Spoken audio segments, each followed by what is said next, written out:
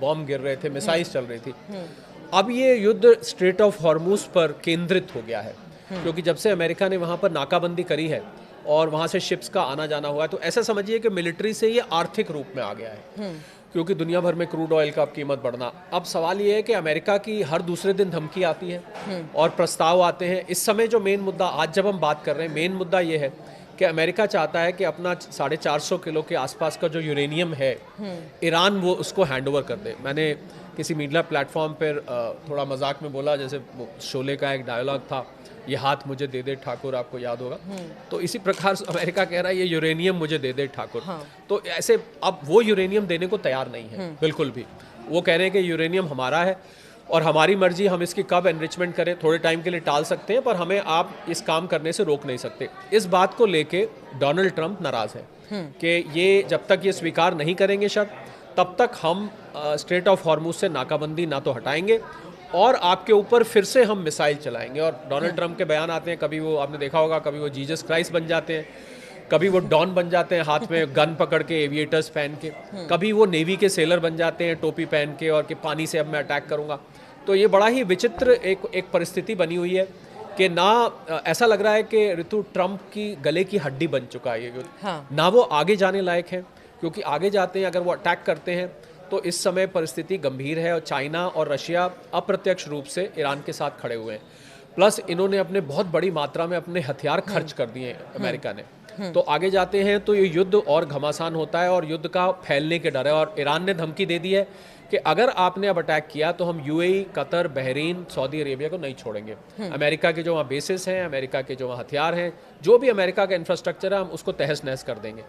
इस वजह से अमेरिका आगे नहीं जा पा रहा, क्योंकि इनको सऊदी अरेबिया, यूएई रोक रहे हैं कि अभी आप ये कदम मत उठाइए, क्योंकि इनके देशों की अर्थव्यवस्था पूरी तरह से खत्म हो चुकी है। मैं यूएई की बात कर रहा हूँ, Saudi Arabia, Qatar, Bahrain, Kuwait की बात कर रहा हूँ। अगर ये पीछे हटते हैं तो इनकी बेइज्जती होती है, फिर तो हार स्वीकार हो जाएगी। तो ऐसी परिस्थिति में डोनाल्ड ट्रंप फंस गए हैं। तो नई नई डेडलाइंस देते रहते हैं वो बार बार, जैसे अब मैं 2 दिन बाद अटैक करूंगा, फिर अच्छा पाकिस्तान को मैसेंजर बना रखा है, उनके थ्रू कोई मैसेज आ गया, फिर मैं इस मैसेज पे विचार करूंगा। अब ज्यादातर शर्तें, मैं तो 1 घंटे में करने ही वाला था, हाँ बस करने वाला था, वो तो यूएई ने और सऊदी अरेबिया ने मुझे कह दिया तो मैं रुक गया। इस प्रकार की ऐसा लग रहा है कि बहानेबाजी चल रही है, किसी तरह इस युद्ध से वो निकल जाए, वो निकलना चाहते हैं। डर में है, बिल्कुल गले की हड्डी बन चुका है। बिल्कुल गले की हड्डी है और डर भी है। गले की हड्डी तो ये होती है कि आगे जाने लायक, पीछे जाने लायक, पर उनको अब डर लग रहा है, क्योंकि हो क्या रहा है ऋतु कि उनके अपने देश में इनकी अप्रूवल रेटिंग गिर चुकी है।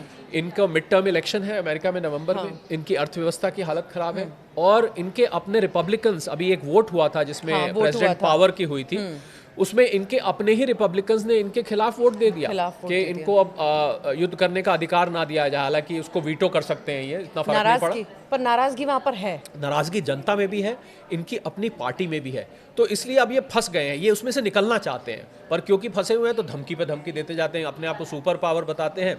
तो धमकी देना इनको लगता है कि मेरा तो हक है कि मैं इनको धमकाऊंगा, जितना धमकाऊंगा। परंतु अब परिस्थिति है कि ईरान धमकी में आ नहीं रहा है। वो भेड़िया आ गया वाली कहानी सुनी है ना आपने, तो एक लिमिट पर आके आप भेड़िया आ गया जो लड़का चिल्लाता था उसकी बात पे विश्वास करना बंद कर देते हैं। आक्रामक रूप अख्तियार कर लिया ईरान ने भी कि भाई अब जो भी हो, उन्होंने कहा आप आइए, आर पार की लड़ाई आप करिए, आर पार की लड़ाई, हम तैयार हैं और हम आपको ऐसा जवाब देंगे। और इस बात से ये डरे हुए हैं। दूसरा, इसमें चाइना और रशिया का जो मैंने आपको जिक्र किया ऋतु, ये बहुत बड़ा फैक्टर है, क्योंकि अब ये सामने आ चुकी है बात कि चाइना और रशिया ने ईरान की मदद की है और आगे भी मदद कर सकता है। और अगर ऐसा होता है तो आपको पता है कि डोनाल्ड ट्रंप दुश्मनों को दोस्त बना लेते हैं, दोस्त को दुश्मन। चाइना रशिया उनके दुश्मन है, पर वहां जाके वो दोस्ती का वो दिखाते हैं। रशिया से भी वो प्यार मोहब्बत की बात करते हैं और भारत, इंडोनेशिया, वियतनाम, ये उनके दोस्त हैं, यहाँ से वो दुश्मनी वाली हरकत करते हैं। तो मुझे लग रहा है कि चाइना रशिया फैक्टर की वजह से आगे नहीं बढ़ पा रहे, ईरान की धमकी की वजह से आगे नहीं बढ़ पा रहे, मिडिल ईस्ट के देशों में अटैक की वजह से आगे नहीं बढ़ पा रहे। अच्छा, पीछे नहीं बढ़ पा रहे। बातचीत बार बार बेनतीजा निकल रही है, क्योंकि फेल हो रही है, क्योंकि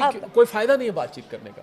इसी बीच ऐसा लगता है क्या कि जब इन दोनों की बात ही नहीं बन रही है, ईरान की, अमेरिका की, इजराइल कहीं ना कहीं इससे फायदा उठा सकता है, अटैक कर सकता है? नहीं, इजराइल बिना अमेरिका के पूछे ऋतु अटैक नहीं करेगा, क्योंकि इजराइल अमेरिका के दम पर अटैक कर रहा है। इजराइल अगर अकेला अटैक करता है तो ईरान में ये क्षमता है कि वो इजराइल को डिस्ट्रॉय कर दे। पहले भी आपने देखा था जब युद्ध चला था 28 फरवरी से, तो इजराइल तेल अवीव के ऊपर बेहिसाब हमले हुए थे। तो इसलिए इजराइल अकेले डोनाल्ड ट्रंप उसको नहीं करने देंगे, क्योंकि अकेले करेंगे तो फिर तो यहाँ से हमले फिर वापस शुरू हो जाएंगे। तो बहुत ही विकट परिस्थिति में ये युद्ध है। और इसका नतीजा क्या हो रहा है? इसका नतीजा ये हो रहा है कि खुद अमेरिका की अर्थव्यवस्था लड़खड़ा गई है, दुनिया भर की अर्थव्यवस्था लड़खड़ा रही है। गैस और ऑयल सप्लाई, जिसको जीडीपी कहते हैं, गैस, डीजल, पेट्रोल, ये तीनों चीज़ें इस समय दुनिया भर में कहीं शॉर्टेज हो गई है, कहीं लोग कीमतों से परेशान हैं, कहीं पर क्यू लग रही हैं, कहीं पर पेट्रोल डीजल है नहीं, कहीं पर 100% कीमत बढ़ा दी गई है। तो मुझे लग रहा है ये मिलिट्री युद्ध से अब ये आर्थिक युद्ध में कन्वर्ट हो चुका है। भले ही इसको अंग्रेजी में हम बोलते हैं काइनेटिक वॉर नहीं चल रहा है। काइनेटिक वॉर का मतलब होता है एक्टिवली आप उस पर फायरिंग नहीं चल रही है, बॉम्बिंग नहीं चल रही है, ड्रोन नहीं गिरा रहे हैं, मिसाइल्स नहीं गिरा रहे हैं, परंतु आर्थिक रूप से अब ये ज़्यादा नुकसान पहुंचा रहा है पहले से भी। पर मिलिट्री प्रेशर जिस तरह से अमेरिका लगातार बढ़ा रहा है ईरान पर, इसका असर हम क्या दिखेंगे आने वाले समय में? मुझे लगता है ईरान और भड़केगा। और ईरान में एक और समस्या खड़ी हो गई कि ईरान में मुश्तबा खमेनाई साहब का आपको पता ही लगा होगा कि वो बीमार हैं, घायल हैं, सामने नहीं आ रहे हैं, किस पर कोई कहते हैं वो कोमा में हैं, कोई कहते हैं वो रिकवर कर रहे हैं, अलग अलग खबरें सामने आती हैं। पर ये सच है ऋतु कि इस समय ईरान में बहुत डिवाइसिव अथॉरिटी हो गई है। डिवाइसिव अथॉरिटी का मतलब है कि अलग अलग पक्ष ऐसा लगता है खड़े हो गए हैं। तो ईरान में अब एक आवाज़ नहीं आ रही है। मतलब ये हो सकता है कई दफ़े, जैसे अभी पीछे यूएई और सऊदी अरेबिया पे अटैक हुआ, तो ईरान, अभी कुछ दिन पहले की बात है, तो ईरान ने डिनाई कर दिया कि हमने तो नहीं करा। इससे ये सिद्ध हो रहा है कि ईरान में अब अलग अलग गुट बन गए हैं। तो कोई गुट है जो अभी भी अटैक करने को बैठा है, एक गुट है जो बातचीत के प्रस्ताव भेजता है, एक गुट है जो खमेनाई साहब की बात सुनता है, एक गुट है जो न्यूट्रल है, एक गुट है जो नहीं लड़ाई चाहता है। तो ये अलग अलग ऐसा लग रहा है कि ईरान के अंदर अब इस समय डिवाइसिव अथॉरिटीज़ बन गई। और ये बहुत खतरनाक है, क्योंकि इससे क्या होगा कि अगर समझौता हो भी गया तो हो सकता है वो जो दूसरा गुट है वो उसको ना माने, तो फिर तो समझौता कभी भी नहीं होगा। क्योंकि वो दूसरा गुट, तो एक गुट तो ऐसा है ईरान में ऋतु जो समझौता करने को तैयार ही नहीं है, बातचीत करने को तैयार। या अब्बास अराक्ची जो है उनके विदेश मंत्री, ये बातचीत करते हैं, पर ईरान में, क्योंकि ईरान में 32 कमांडमेंट्स हैं अलग अलग, तो उन कमांडमेंट्स में कुछ कमांडमेंट्स किसी भी कीमत पर कोई बातचीत करने को तैयार नहीं है। वो केवल और केवल हाँ ये ज़रूर मान गए हैं कि ठीक है, जब तक बातचीत चल रही है तो हम सीज़ फायर कर देते हैं। हालांकि मैं बताऊंगा, सीज़ फायर के दौरान भी जैसे यूएई और सऊदी अरेबिया भी अभी कुछ दिन पहले अटैक हुआ, तो ये इस बात को जतला रहा है कि परिस्थिति बहुत खतरनाक है। और आर्थिक रूप से मैं समझता हूँ दुनिया के ऊपर एक बहुत बड़ा महंगाई का बॉम्ब, वहाँ बॉम्ब गिरे ना गिरे, परंतु एक महंगाई का बॉम्ब पूरी दुनिया पर गिर चुका है। और भारत में हम महसूस ही कर रहे हैं। बिल्कुल महसूस कर रहे हैं। आप देखिए, दूध से लेके सब्जी, फल, अब तो हर चीज़ महंगी होती जा रही है। और जिन चीज़ों का, ऋतु मज़े की बात यह है कि जिन चीज़ों का कोई इंपोर्ट से लेना देना भी नहीं है, वो लोग भी महंगाई, बहती गंगा में जैसे हाथ धो रहे हैं कि भैया अब तो महंगाई हो गई है। कोई सड़क के किनारे बेच रहा है, नारियल बेच रहा है, अब तो भैया महंगा हो गया है। मतलब आपने क्या, नारियल आप इंपोर्ट नहीं कर रहे, कुछ नहीं कर रहे। तो मुझे महंगाई एक वायरस की तरह है। मैंने इसको ऋतु नाम दिया इकोनॉमिक कोविड। एक आर्थिक कोरोना की तरह से ये धीरे धीरे फैल रहा है। और आपने देखा, कोविड में लोग घर बैठ गए थे, इसमें प्रधानमंत्री जी ने कहा वर्क फ्रॉम होम करिए, वर्चुअल मीटिंग्स करिए, ऑनलाइन क्लासेस करिए। कुछ मुझे इसमें अब कोविड के सिम्टम्स नज़र आ रहे हैं। और हर बीतता हुआ दिन ये दुनिया के लिए बहुत बड़ी मुसीबत खड़ी कर रहा है। अर्थव्यवस्था के लिहाज से हम देखें, ये आम जनता को ये महंगाई की मारी तो झेलनी पड़ रही है, थोड़ा बहुत किचन पर असर आ रहा है, या पेट्रोल डीजल, इन सारी चीज़ों पर। हालांकि चौतरफा महंगाई का असर हम देखते ही हैं, पर अगर हम बड़े लेवल पे देखें, बड़े बिजनेसमैन को देखें, या अलग अलग चीज़ें देखें, उन पर कैसा असर हमें इसके आने वाले जो है समय में देखने को मिलेगा, या अभी दिख रहा है? देखिए, जिसके पास बहुत पैसा है, जो बहुत अमीर है, उसकी सेहत पे तो इतना फर्क पड़ता नहीं है। सेहत पे तो नहीं पड़ेगा। अगर 100 रुपये पेट्रोल हो जाए या 150 भी हो जाए, वो व्यक्ति दे देगा।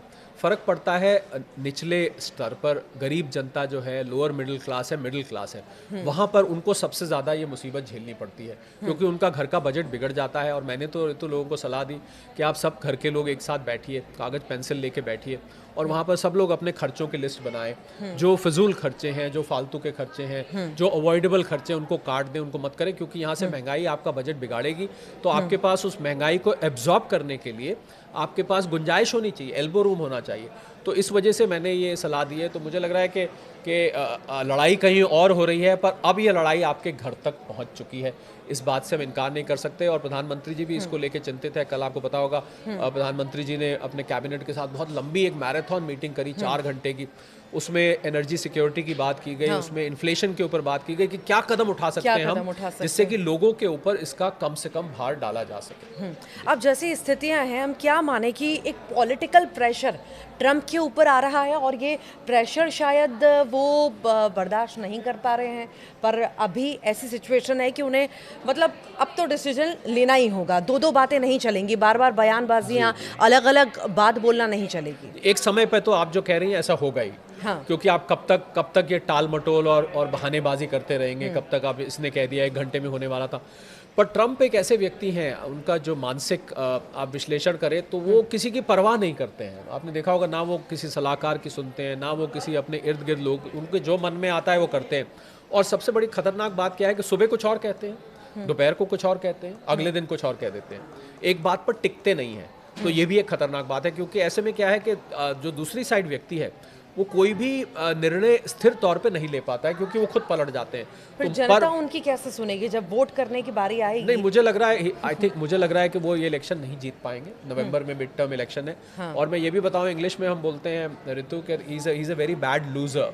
बैड लूजर का मतलब होता है हारते टाइम बस वो, जैसे वो गली में क्रिकेट होता था ना, तो एक जो ज़्यादा बलवान होता था वो उसको आउट हो जाता था, वो कहता था नहीं मैं तो नहीं आउट हुआ हूँ, मैं तो अभी बैटिंग करूंगा। तो उसकी इतनी ताकत होती थी कि वो बैटिंग उसको आउट होने के बाद दोबारा भी करा देते थे। हाँ। तो बस कुछ ऐसी ही परिस्थिति है, क्योंकि वो थोड़ा उनका बुली नेचर है। हाँ। तो वो हार को स्वीकार नहीं करेंगे। और आपको अगर लोगों को न्यूज़ 18 के जो फॉलोअर्स भी और सब्सक्राइबर्स हैं उनको 2020 का मंजर वो याद हो, जब कैपिटल हिल पे जब वो हार गए थे इलेक्शन, जब बाइडन के जीतने से पहले, और लोग चढ़ रहे थे कैपिटल हिल उनके कहने से, मुझे लग रहा है अमेरिका में परिस्थिति बहुत बिगड़ सकती है। क्योंकि अगर ये हारे, जो कि निश्चित लग रहा है, तो अमेरिका में एक खतरे की घंटी बज जाएगी और वहाँ जो इनके सपोर्टर्स को भड़काने का काम हो सकता है, कुछ भी हो सकता है वहाँ पर। तो नवंबर से मुझे डर लग रहा है, क्योंकि इलेक्शन ये हारेंगे, और हारेंगे उसके बाद ये क्या करेंगे कोई कुछ नहीं कह सकता। अच्छा, एक आखिरी सवाल, संसद में कल बहुत कुछ देखने को मिला अमेरिका की, वो क्या संदेश देता है? देखिए, अमेरिका की संसद ये बता रही है कि धीरे धीरे इनके खिलाफ जो मैंडेट है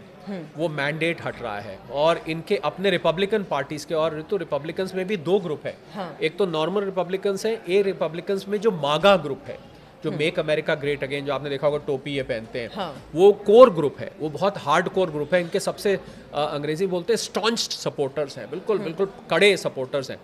अब धीरे धीरे इनके वो सपोर्टर्स भी इनके निर्णयों की वजह से, इनकी नीतियों की वजह से, इनकी अलग अलग हरकतों की वजह से वो धीरे धीरे इनके खिलाफ होते जा रहे हैं। तो अमेरिकी संसद भी अब ये संदेश दे रही है कि या तो ये संभल जाएं, अगर ये नहीं समझे और ये अगर मिड टर्म हार गए तो होता क्या है कि उससे वहाँ पर संसद में, सेनेट और कांग्रेस में इनकी मेजॉरिटी कम हो जाती है। अगर मेजॉरिटी कम हुई तो ये भी अंदेशा ऋतु जताया जा रहा है कि इनको इम्पीच किया जा सकता है, यानी कि इनको राष्ट्रपति के पद से हटाया जा सकता है। और मैं समझता हूँ, क्योंकि because he is a bad loser, तो अगर ऐसा करा गया तो ये बौखला जाएंगे एकदम, और बौखला के कुछ भी कर सकते हैं।